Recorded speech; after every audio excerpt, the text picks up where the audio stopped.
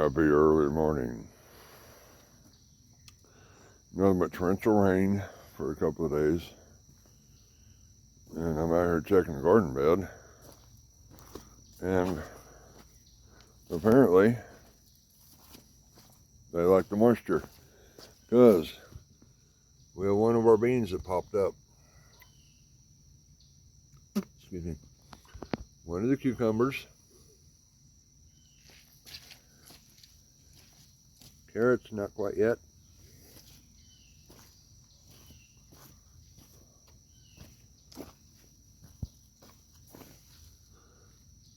Kale's got one right there, little one.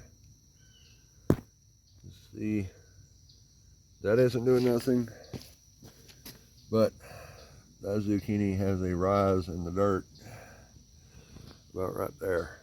It's going to pop one later. And the radish is ready. Both radishes are at the top. All right, I feel that zucchini is going to pop out later. So, not bad so far.